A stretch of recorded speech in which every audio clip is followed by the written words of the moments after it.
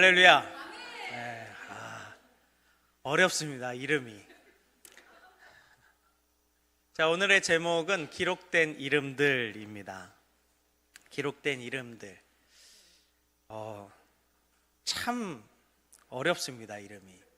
요즘에 계속 우리 새벽에도 이름을 읽고 있는데, 읽다 보면 내가 뭘 하는 걸까 가끔 그런 생각이 들 정도로 외국 사람 이름이니까요. 그래서 저희가 읽는 게 쉽지 않은 것이 당연합니다. 오늘 이 말씀의 제목같이 기록된 이름들인데, 이 성경 안에는 참 많은 이름들이 기록되어 있습니다. 그래서 오늘 아마는 아니죠. 오늘 말씀의 주제를 보면 내용이 어느 정도는 이렇게 간파가 될 겁니다. 하나님께서 기억해 주시는 사람은 어떤 사람인가? 이것이 아마 오늘 말씀의 결론이지 않을까 싶습니다. 우리가 앓게 되는 병 중에 하나는, 치명적인 병 중에 하나는 치매라는 병이 있습니다. 이 치매라는 병은 잊어버리는 병이에요. 그런데 이제 그 자녀가 부모를 모시고 병원에 가서 우리 엄마가 치매가 걸렸다라는 사실을 알게 될 때 참 마음이 힘들죠. 그런데 그런 엄마를 케어하다가 특히 딸이 가장 슬프고 힘든 시기를 맞이하게 됩니다. 그게 언제일까요? 엄마가 딸을 보더니 묻는 거예요. 넌 누구니? 라고 묻는 거예요. 넌 누구니? 제가 우연히 찾다 보니까 치매에 관련된 책 중에 넌 누구니라는 책이 있더라고요. 넌 누구니? 그러니까 누군가를 잊어버린다는 것도 슬프지만 누군가가 나를 잊어버린다는 그것도 슬픈 일인 것 같습니다.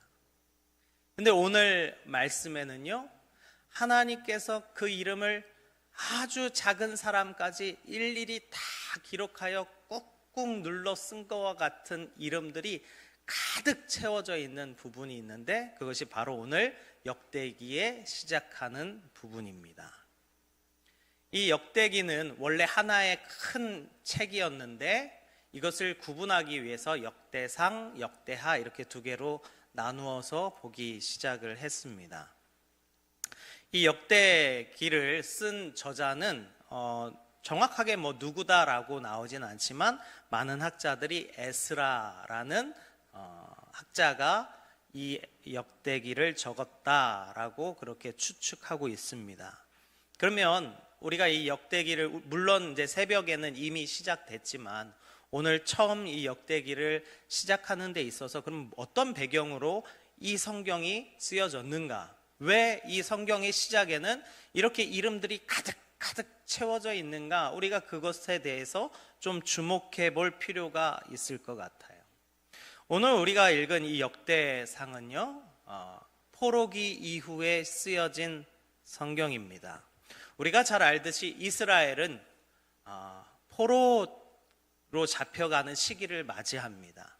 이 바벨론이라는 그 부상하는 나라에게 1차, 2차, 3차 공격을 받으며 그들이 포로로 끌려가고 결국은 이 바벨론이라는 나라에 의해서 멸망하게 되는 것이 바로 이 이스라엘이라는 나라입니다. 그런데 이 이스라엘이 멸망할 때 그곳에 있는 모든 사람들을 싹 다 포로로 잡혀갔는데 그곳에 남아있는 사람들도 있었어요. 근데 그 남아있는 사람들은 어떤 사람들이었겠습니까? 별로 그렇게 쓸모없어 보이는 사람들이 그 자리를 차지하게 됐고, 또 유명하고 어리고 또 귀족의 자녀고 왕의 자손들은 포로로 잡혀가 살아가게 되었습니다. 포로로. 그런데 이 바벨론이라는 제국이 멸망해요. 페르시아라는 나라한테 멸망하는데 이 페르시아 왕은요, 다시 어떤 정책을 펼쳤냐면 포로로 잡혀온 너희들아 다 돌아가라 라는 정책을 폈어요. 그걸로 인해서 이 이스라엘 백성들 중에 많은 사람들이 이 이스라엘이라는 나라로 다시 돌아오게 됩니다. 그러나 약 70년간 포로 생활을 하면서 그곳에 정착해버린 사람들도 있고요, 자신의 정체성을 잃어버린 사람들도 있었다 이 말이에요. 왜요? 70년이니까요. 포로로 잡혀가서 아이를 낳은 사람은 그 아이는 이스라엘이라는 나라를 몰라요. 그렇지 않습니까? 때로는 젊은 나이에 잡혀갔다 하더라도 70년이면 완전 할아버지가 돼가지고 돌아오는 거예요. 우리나라도 아픈 역사긴 하지만 이 포로기를 겪었던 시기가 있지 않았습니까? 우리나라는 약 몇 년이나 일제 치하에 있었습니까? 한 35년 정도 우리가 일제 치하에 있었어요. 그런데 우리가 그 식민 생활을 하면서 일본 사람들이 우리나라에 펼친 정책이 있었어요. 그것이 무엇입니까? 민족 말살 정책이었어요. 35년 동안 그 정책 하에 있으면서 어떤 일들이 벌어집니까? 먼저는 언어를 없애려고 그랬어요. 언어를 없애버립니다. 그리고 모든 학교에서 가르치는 말들을 다 일본어로 바꿔버렸어요.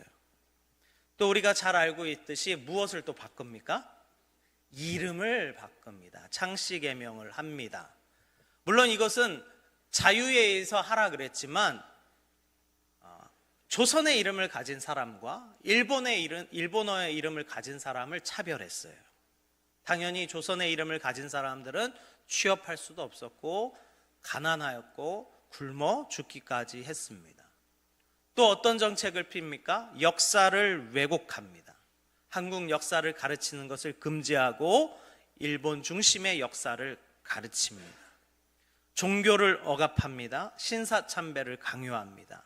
문화와 예술과 여러 가지 전통 문화, 그들이 우리가 입는 옷과 음식들마저도 다 제재합니다. 강제로 수탈하며 또 군사로 등용해서 맨 최전선에 나와서 죽고 싸우면서 죽게 만드는 그러한 일들을 펼쳤습니다. 왜 그런 일들을 당했습니까? 식민 백성이라는 그 이유 하나만으로 그렇게 당했습니다. 이처럼 35년간 우리가 종살이 하면서도 그들이 치열하게 지우려고 했던 것은 언어와 이름이었다라는 거예요. 그래서 이 이름에는요, 그 사람의 정체성이 들어있는 거예요. 정체성. 심지어 옛날에는 이름 안에 신분까지도 집어넣습니다. 딱 봐도 돌쇠 그러면 뭐 선비입니까? 양반입니까? 돌쇠님? 아니죠. 딱 누가 봐도 하인의 이름이, 노예의 이름이 돌쇠, 이런 식으로 이름에도 그 사람의 어떠한 정체성이 들어있는 것을 보게 됩니다. 그렇기 때문에 70년간 종살이하며 타 지역에서 때로는 다른 문화, 다른 말, 다른 이름을 가지고 살아가는 그 백성들이 그 땅에 돌아왔을 때 그들에게 가장 필요한 건 무엇이었겠습니까? 그들의 민족성, 정체성, 그들의 이름을 찾는 것이 그들에게 가장 중요했다 이 말이에요.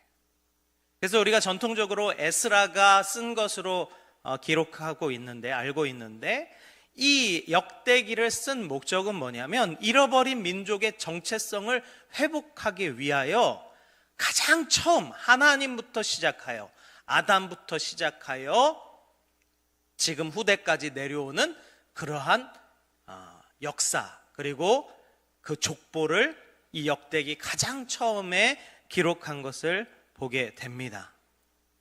또 이 역대기에는 그냥 족보, 이름만 기록된 것이 아니라 이 역대기를 기록한 이 에스라는 이 학자가 의도적으로 이것을 이렇게 기록하기 시작했는데, 그것은 뭐냐면 영적인 계보를 회복하기 위한 순서로 적었다라는 거예요. 즉 우리가 지금 포로로 잡혀간 지 70년이 됐다가 돌아왔는데 우리의 모든 민족성이 끝나고 심지어 영적인 계보도 끝난 것처럼 보이지만 사실 끊어지지 않았어라는 것을 보여주기 위해서 이 족보를 가장 처음에 적었다는 거예요. 그래서 단절된 것처럼 보였던 하나님의 구속의 역사가 지금도 끊이지 않고 여전히 이어지고 있다. 이것을 그들에게 보여주고 싶었던 거예요.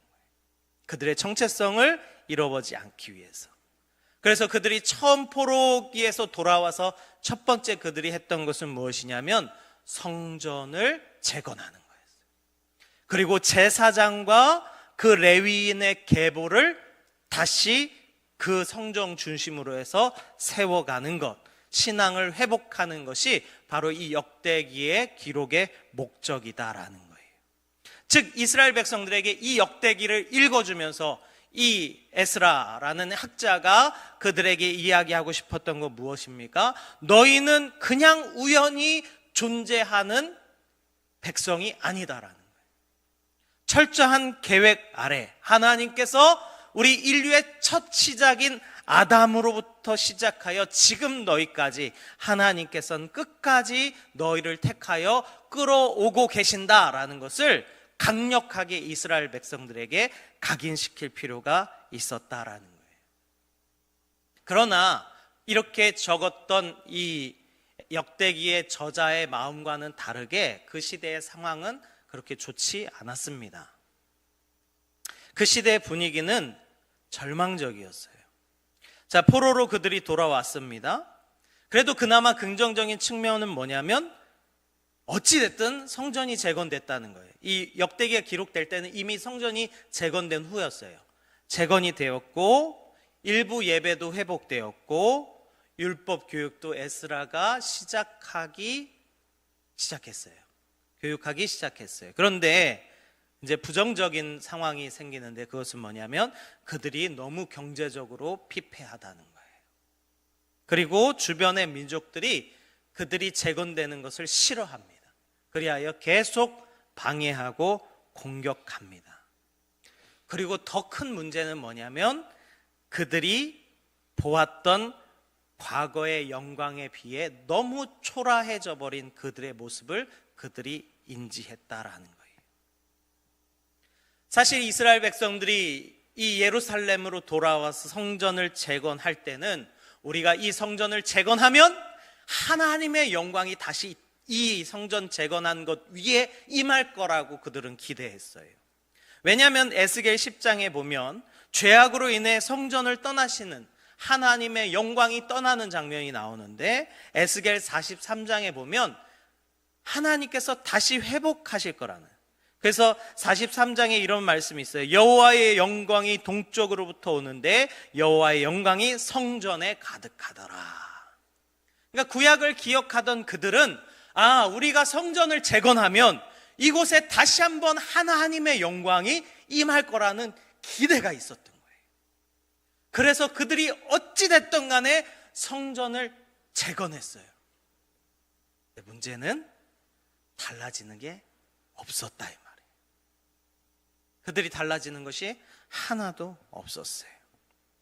오히려 그들이 예전에 봤던 그 솔로몬의 영광스러운 성전과는 너무나도 비교되는 아주 초라하게 지어진 성전을 그들이 눈앞에서 보게 됐고, 그 성전에 하나님의 영광이 강력하게 임할 거라고 기대했던 그들의 그 기대는 아무런 반응이 없었습니다. 심지어 그들이 때론 가지고 있었던 메시아 사상, 메시아 왕이 이 땅에 오셔서 우리를 해방하며 평화롭게 통치하며 이 이스라엘을 다시 한번 부강한 나라로 세울 것을 소망했지만 그들에게 있어서 아무것도 일어나지 않았어요. 그런 상황에 직면하게 된 이스라엘을 이 역대기 저자는 본 거예요. 그러면 이들을 어떻게 해야 할까? 그래서 이들이 하나님의 선택을 받은 민족이라는 그 정체성을 잊지 않게 하기 위해서 역대기를 적은 거예요. 이것마저 끊어지면 정말 이스라엘한 나라는 끝이다 그들은 생각했던 거예요. 그렇기 때문에 이 역대기에 처음 기록된 이 족보들, 쭉 이어서 계속 기록된 족보들은 우리가 그냥 단순히 읽기 어려운 이름들의 나열인 것 같지만 그들에게 있어서는 자신들의 정체성이요, 자신들의 생명과 같은 역사다 이 말이에요. 인물 하나가 역사다 이 말이에요. 하나님이 우리를 잊지 않으셨어. 그 믿음의 계보가 지금까지 대를 이어 오늘날 우리가까지 이어지고 있어라는 것을 보여줘야 그들이 살 수 있었다라는 거예요. 그래서 이 역대기 저자는요, 다윗과 솔로몬의 이야기를 재구성하고 그것을 강조함으로 우리가 정말로 하나님의 선택받은 백성이라는 소망의 메시지를 이 역대기를 통해서 전하려고 했다라는 거예요. 오늘 우리가 읽은 말씀 1장에 보면 여러 인물에 대해서 나오는데 우리가 몇 가지 단락으로 묶어보면 1장부터 4장까지는 아담부터 시작해서 노아까지 이르는 이름들이 기록되어 있습니다. 또 5절에서 7절, 또 8절에서 16절, 17절에서 23절은 이 노아의 셋 아들을 통해 이어지는 그 족보의 계보를 기록했는데 특별히 이 셈의 자손에서부터 아브라함까지 이어지는 계보가 기록되어 있는 것을 보게 됩니다. 24절부터 27절까지는 아브라함의 조상들에 대해서 기록되어 있고 또 28절에서 34절은 아브라함의 자손들에 대해서 기록되어 있는데 35절에서 47절까지는 특별히 에서의 자손들, 그리고 43절부터 54절까지는 그 에서의 자손들 중에 왕으로 군림했던 에돔이라고 하는 나라의 왕들에 대해서 기록되어 있습니다. 1장까지는 그냥 쭉 그 이름을 나열합니다. 근데 2장부터 유다 지파의 자손들, 3장에 다윗 왕의 후손들, 4장에 또 유다 다른 이 자녀들의 족보들이 쫙 기록되면서 점점 전 인류적인 그 아담부터 시작하는 계보에서 점점점 어디로 이렇게 집중되냐면 다윗 왕과 그 솔로몬의 후손들에 대하여 이렇게 집중되어져 있는 것을 보게 됩니다. 이것이 의도적으로 그렇게 기록한 거예요. 너희는 모든 전 인류 가운데서 특별히 하나님께서 선택하신 민족의 후손이다라는 것을 강조하고자 했던 거예요. 그러면 오늘 우리가 이 말씀을 보면서 어떠한 우리가 깨달음을 가질 수 있는가? 우리 전도서 1장 9절인데요. 같이 한번 읽어봤으면 좋겠습니다. 같이 읽습니다. 시작. 이미 있던 것이 후에 다시 있겠고 이미 한 일을 후에 다시 하리니 해 아래는 새 것이 없나니. 자, 오늘 족보의 특징은 뭐냐면요, 여러 인물이 있는데 그들이 뭘 했는지는 기록되어 있지 않아요. 그렇지 않습니까? 오늘 우리가 방금 읽은 것처럼 전도서에 보면 어떤 말씀이 있냐면 이미 있던 것이 후에도 있을 것이다. 그리고 이미 한 일을 후에 사람들도 또 동일하게 할 거다라는 것을 이야기합니다. 그러면 왜 하나님께서는 이름을 그렇게 기록하셨습니까? 하나님은 이름을 기억하시는 분이라는 거예요. 하나님은 이름을 기억하시라는 거예요. 하시는 분이라는 거예요. 아담부터 아브라함까지 그 이름은 하나님께서 그들을 존재하게 하셨고 그 역사를 오게 했던 사람들이라고 하는 하나님의 표현이다 이 말이에요. 그러니까 하나님은요, 그들이 한 일을 기억하지 아니하시고 그들의 이름을 기억하셨다라는. 물론 그들이 한 일은 생략해서 기록하지 않은 걸 수 있어요. 그러나 결국 하나님의 그 기억 안에는 무엇만 남습니까? 이름만 남는다는 거예요. 이름만. 어차피 이름 반복돼서 동일하게 드러납니다. 어제 했던 일을 미래에 어떤 사람은 또 할 겁니다. 과거의 역사에 있었던 일들을 미래에 어떤 사람들은 또 동일하게 할 것입니다. 그러나 그 수없이 많은 일들이 벌어지는 가운데 하나님께서는 이름을 기억하신다는 거예요. 그러기에 여기에 기록된 이름들 중에 가벼운 이름은 결코 하나도 없습니다. 하나하나 하나님께서 그 이름을 꾹꾹 눌러서 다 담아 놓으신 거예요. 이것은 하나님께서 단순히 혈통을 기록하기 위하여 이렇게 해놓은 것이 아니라 하나님이 사람을 얼마나 소중하게 여기시는지를 이 족보 가운데 보여주신다 이 말이에요. 그래서 역사 가운데 있는 그 이름의 한 사람의 이름은요, 그 후대의 민족을 결정합니다. 그렇지 않습니까? 오늘도 말씀해 보면 한 사람이 등장하여 그 후손이 민족을 이루는 것을 이 족보를 통해서 보게 됩니다. 한 사람의 이름에는 민족이 들어있다 이 말이에요. 그런데 여기 보면 어떤 사람은 특징이 있어서 그 특징을 간략하게 적는 사람이 있어요. 그러나 그 특징이 없이 그냥 이름만 싹 훑고 가는 사람들도 있어요. 근데 중요한 것은 뭐냐면 그 이름만 훑고 간 그 사람들 중에 한 명만 없어도 그 후대는 끊어진다 이 말이에요. 무슨 말인지 이해 가십니까? 그렇기 때문에 하나님은 여기에 기록된 사람들 중에 단 한 사람도 가벼이 여기는 사람이 없다 이 말이에요.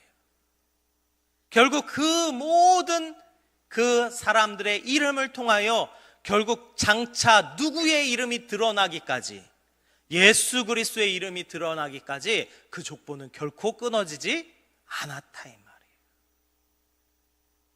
이 역대기를 적은 저자는요, 그런 의도가 있었던 거예요. 봐라, 너희 민족은 절대 끊어지지 않아. 절대 끊어지지 않아. 너희의 민족은 하나님께서 택하신 정말로 특별한 민족이야 라는 것을 보여주시는 거예요. 그렇기 때문에 이거 우리도 마찬가지입니다. 이곳에 있는 사람들 중에 어느 한 사람, 그 한 사람의 이름이 중요하지 않은 사람이 누가 있겠습니까? 하나님께서 다 주목해서 보고 계시다는 거예요. 오늘날 우리도 마찬가지입니다. 우리는 믿음의 족보를 써내려가고 있는 사람들입니다. 때로는 나를 통하여 나는 마치 그냥 역사 가운데 한번 지나가는 이름 같으나 하나님께서는 때로는 내 이름을 통하여 지나간 그 후손을 통하여 하나님의 크신 일을 이루실 수 있는 분이다 이 말이에요. 그러기에 우리가 소중하지 않겠습니까? 그러니까 이 역대기 저자는 이스라엘 백성들에게 그 얘기하고 싶은 거예요. 너의 이름 하나하나가 하나님 앞에는 참 소중해. 이렇게 역사가 족보를 통하여 이루어진 것을 봐라.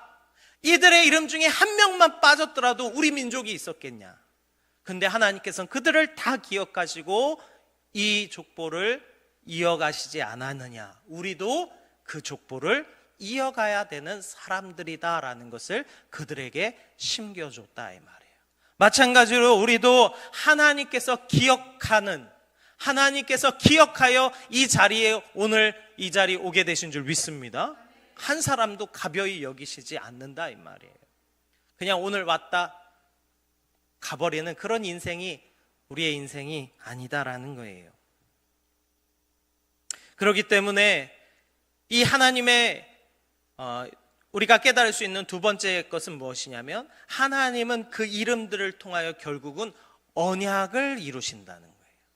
무엇을 이루신다고요? 언약, 하나님의 그 약속을 결국 이루신다라는 거예요. 아브라함과 이삭, 또 야곱, 그 믿음의 족보를 통하여 이름이 쭉 내려가는데 결국은 우리가 너무나도 잘 알듯이 그 마지막은요 예수 그리스도로 끝납니다. 그것이 신약 성경 가장 처음에 나오는 족보 이야기예요. 신약 성경에도 족보가 나오지 않습니까? 아브라함부터 시작하여 다윗을 거쳐 결국은 누구를 이야기하고자 합니까? 예수 그리스도를 이야기합니다. 그 사이에 수없이 많은 사람들이 있어요. 때로는 그 사람들이 다 정직했습니까? 그 사람들이 다 거룩했습니까? 그 사람들이 흠이 없었습니까? 아니요. 흠 있고 때로는 부정되고 모질라고 죄 가운데 있고 이방인이고 창녀고 자기 부하를 여인을 취하여 죽이고 이런 수없이 많은 허물들이 있는데도 불구하고 하나님께서는 그 이름들을 쫙 엮어서 결국 마지막에 누구를 우리에게 보여주시느냐? 예수 그리스도를 보여주셔요. 그러면 왜 하나님은 그 이름을 통하여 결국은 예수 그리스도를 우리에게 보여주십니까? 그것이 하나님의 언약이었기 때문에 그래요. 하나님은 사람들의 이름을 통하여 결국 그 언약을 이루시는 것을 보게 됩니다.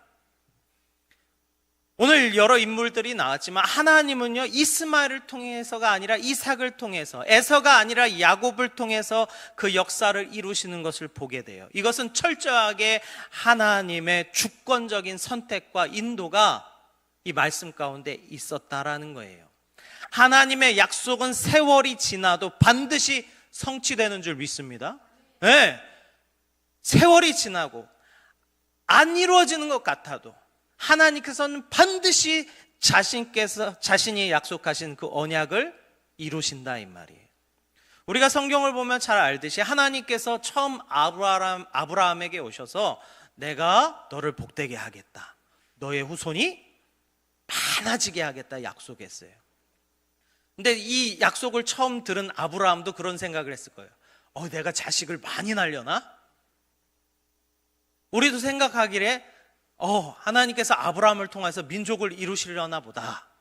뭔가 금방 뚝딱 이루어질 것 같지만 사실은 그렇지 않아요. 아브라함은 결국 늙어 죽죠. 아들 이삭을 통하여, 또 그의 아들 야곱을 통하여, 심지어 야곱이 비로소 12아들을 낳음으로 그때부터 민족을 이루어가는 큰 일을 우리가 보게 되는 거예요. 그러니까 우리가 생각하는 속도와 하나님께서 생각하신 속도가 달라요. 우리가 기대하는 그 시간대와 하나님께서 성취하시는 그 시간대가 다르다 이 말이에요. 그렇기 때문에 때로는 우리 가운데 나에게 하신 약속이 마치 이루어지지 않는 것처럼 보이는 때가 온다 할지라도 하나님은 신실하신 분이다라는 것을 우리가 기억해야 되는 줄 믿습니다. 하나님께서는 반드시 이루신다는 거예요. 그러니까 우리가 기대하고 기다리고 고대하는 그런 모든 순간들이 결코 헛되지 않다라는 것을 이 역대기 저자는 이스라엘 백성들에게 이야기하고 싶은 거예요. 왜요? 그들이 지금 처해 있는 상황이 아무런 하나님의 약속이 이루어지지 않은 것 같은 상황을 그들이 맞닥뜨렸기 때문에. 그런데 아니라는 거예요. 하나님은 반드시 성취하시는 분이라는 거예요. 우리가 전에 우리 선진들의 역사가 그러했듯이 하나님께서는 자신의 속도에 맞춰서 반드시 성취하는 것을 그들은 자신들의 역사로 이미 알고 있다 이 말이에요. 그것을 다시 한번 일깨우는 거예요. 다시 그들에게 이야기하는 겁니다. 우리가 지금은 비록 이러한 모습일지라도 하나님은 반드시 우리를 회복시킬 것이다 라는 것을 이 역대기에 기록한 것인 줄 믿습니다. 그러기에 우리가 오늘 말씀을 보며 그러면 나의 이름은 어디에 기록돼야 하는가? 우리가 스스로 살펴봐야 합니다. 성경에 기록된 수없이 많은 이름들처럼 하나님은 오늘도 각각의 이름들을 보시며 우리의 이름을 어디에 기록하실까 살피신다는 거예요. 우리가 너무나도 잘 알듯이 요한계시록에 보면 생명책에 그 이름이 기록된다라는 것을 우리가 기억합니다. 우리가 요한계시록 20장 12절하고 15절인데요. 우리 같이 한번 읽어보겠습니다. 시작. 또 내가 보니 죽은 자들이 큰 자나 작은 자나 그 보좌 앞에 서 있는데 책들이 펴 있고 또 다른 책들이 펴졌으니 곧 생명책이라. 누구든지 생명책에 기록되지 못한 자는 불못에 던져지더라. 결국은 그 생명책에 기록되지 못한 자들은 불못에 던져진다 말씀하고 계셔요. 오늘 우리가 교회에 오면요, 교회 명부가 있습니다. 그래서 누구누구 성도 딱 치면은 이렇게 쫙 등록한 기록이 나와요. 언제 기록했는지, 교회 언제 처음 왔는지, 누구에 의해서 전도됐는지, 이름은 뭔지, 주소는 어디 사는지 다 나옵니다. 다 알 수 있어요, 제가.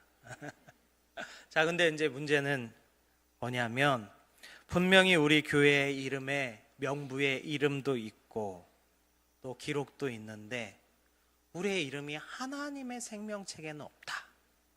그러면 그 인생은 망한 거예요. 그렇지 않겠습니까?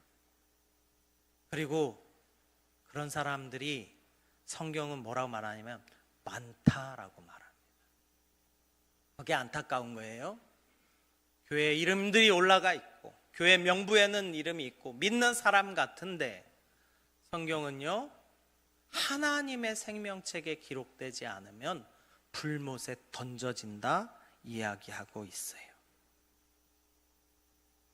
그러나 때로는 아무도 그 사람의 이름을 모르는 것 같은 사람이라 할지라도 그 사람의 이름이 하나님의 생명책에만 기록되어 있다면 이 땅에 우리가 어떤 취급을 당하든지 그게 무슨 상관입니까? 하나님의 생명책에만 이름이 기록되면 되는 것인데, 그렇지 않습니까?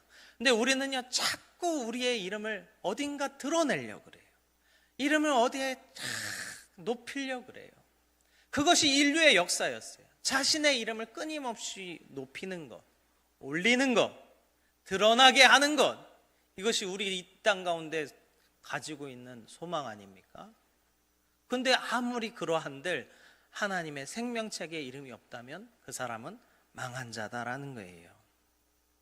그래서 성경은요, 그 하나님께서 그 이름을 기억하시지 못하는 자들에 대한 경고가 여러 곳 나옵니다. 우리가 너무나도 잘 아는 것인데요, 마태복음 7장 21절에서 23절입니다. 우리 같이 한번 읽어보겠습니다. 시작. 나더러 주여 주여 하는 자마다 다 천국에 들어갈 것이 아니요 다만 하늘에 계신 내 아버지의 뜻대로 행하는 자라야 들어가리라.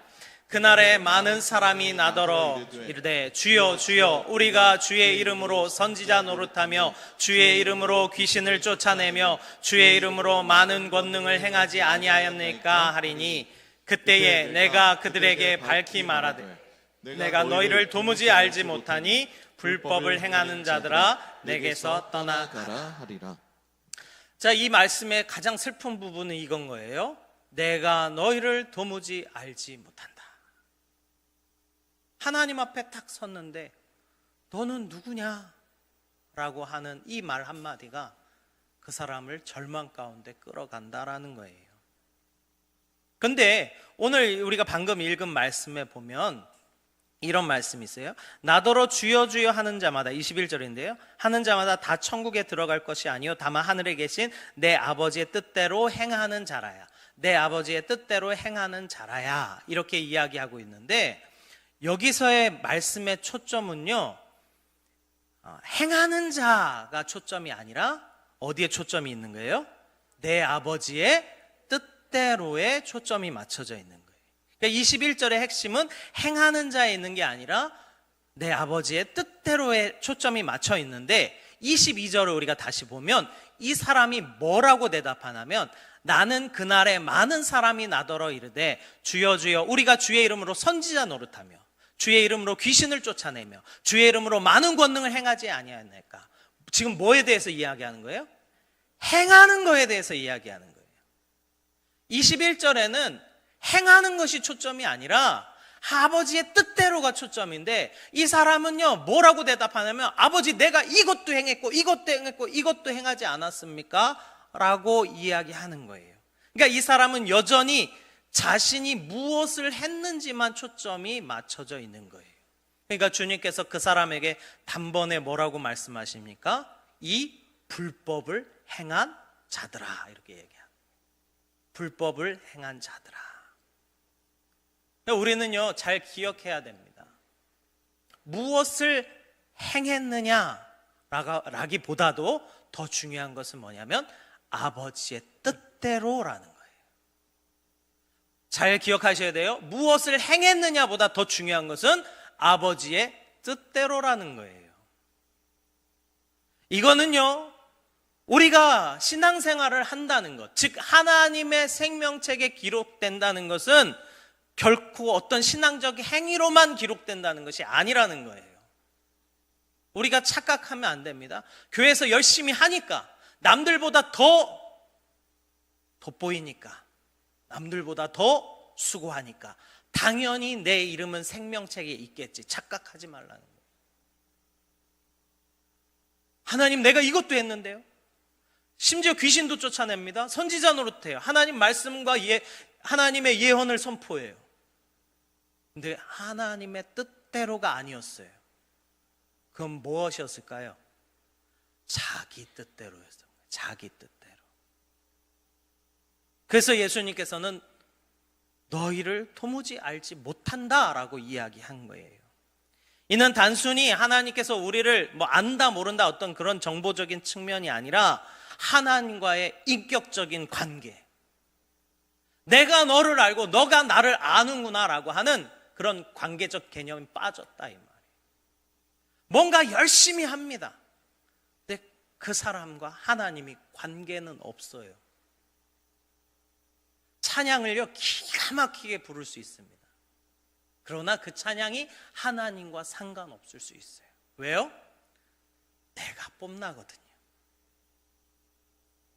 그래서 앞에 선 사람들, 리더들 위험합니다. 조심해야 됩니다. 항상 경계해야 합니다.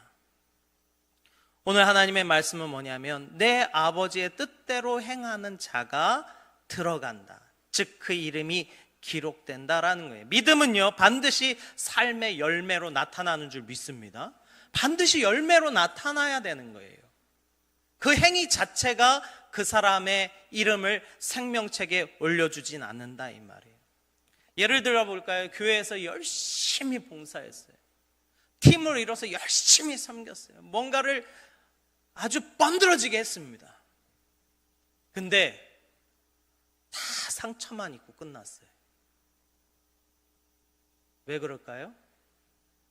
하나님의 뜻대로 안 했다는 거예요. 하나님의 뜻대로 안.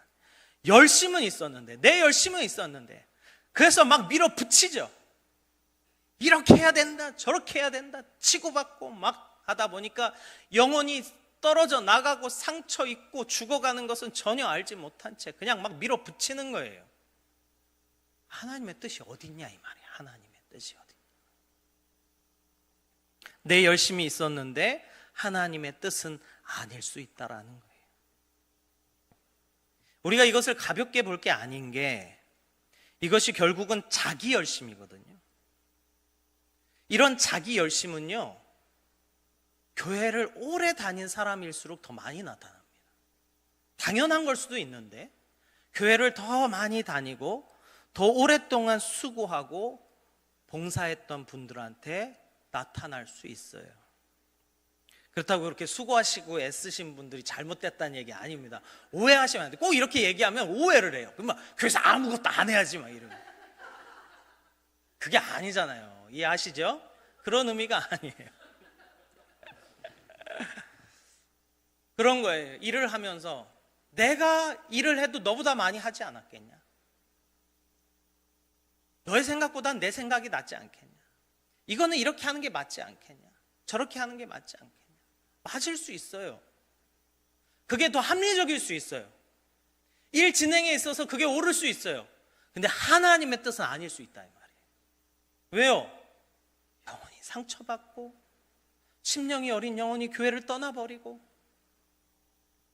내가 다시는 그 사람이랑 함께 하지 말아야지. 사람들이 다 뒤돌아서고 외면하며 교회 안에 상처와 미워함과 이러한 것들만 남는다면 그것이 하나님의 뜻입니까? 근데 그것을 내 열심으로 포장해요. 그리고 나는 잘하고 있다 생각합니다. 그 안에는요 아주 심각한 죄악이 들어있는데 그것은 뭐냐면 내가 너보다는 낫지라는 거예요. 내가 너보다는 낫지. 그러니까 내 말 들어야 돼. 그러니까 내가 하라는 대로 해야 돼. 그 영혼이 상처받든 안 맞든 결국은 이런 모든 행위가 자기의가 됩니다. 그 사람이 신앙생활을 하는 것 같은데 알고 보니까 내 만족을 위해서 하는 거예요. 내가 보기에 좋아야 됐고 내가 생각하기에 만족스러워했고 결국은 그 모든 일의 결과를 통하여 내가 옳았구나라고 하는 자기의가 드러납니다. 대표적인 사람들이 누굽니까? 바리새인들이죠. 그 시대의 지도자들이었어요. 하나님을 향하여 열심을 품는 자들에게서 그런 모습이 나타났다 이 말이에요. 어떤 이름이 하나님의 생명책에 기록됩니까? 적어도 이런 사람들은 기록 안 됩니다. 그러니까 위험한 거예요. 내 열심으로 한 건데, 나는 나름 한다고 했는데, 그렇지 않습니까? 그래서 우리가 이것을 분별할 수 있는 눈이 있어야 된다라는 거예요. 과연 교회를 위하여, 때로는 교회가 무엇입니까? 우리 공동체 아닙니까? 건물이 아니잖아요. 우리가 하는 일이 교회가 아니잖아요. 우리 공동체가 하나 되고 연합되며 서로 사랑하며 품어주며 밀고 당기고 위로하고 격려하는 그 모습이 우리 가운데 나타나야 정말 참 교회가 아니겠습니까? 그런데 내 뜻대로 안 되니까 확 뒤집어 버리는 거예요. 우리의 이름은 어디에 기록되어 있습니까? 하나님의 생명책에 우리의 이름이 기록되기를 간절히 소망합니다. 교회와 영혼을 위한 것이냐, 나를 위한 것이냐, 우리가 이것을 살펴봐야 됩니다. 적어도 우리가 그 생명책에 이름이 기록되기 위해서 우리가 그것을 살펴봐야 합니다. 전 성경에 있는 인물들 중에 참 부러운 인물 한 명이 있는데 뭐냐면 삭개오입니다. 삭개오가 잘하지 않습니까? 뽕나무죠. 옛날에는 뽕나무였는데 뽕나무 위에서 예수님을 쳐다보고 있는데 예수님이 딱 쳐다보더니 삭개오야 불러요. 이름을 불러요. 예수님이. 내려와라. 내가 너희 집에 유하여야겠다. 삭개오가요, 그날 자기의 이름이 불린 것 때문에 자기 전 재산을 내놓습니다. 삭개오는요, 예수님한테 자기 이름 한 번 불린 게 그렇게 큰 가치였다 이 말이에요. 우리도 마지막 날에 주님 앞에 딱 섰는데 주님이 탁 두 팔 벌리면서 제어가 라고 하면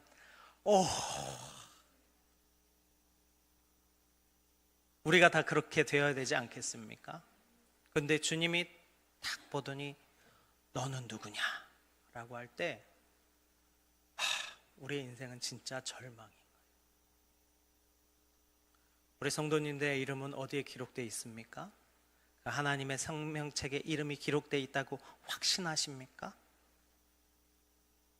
우리가 이 땅 가운데는 무명한 것 같으나 하나님 앞에서는 유명한 자로 설 수 있기를 주님의 이름으로 축원합니다.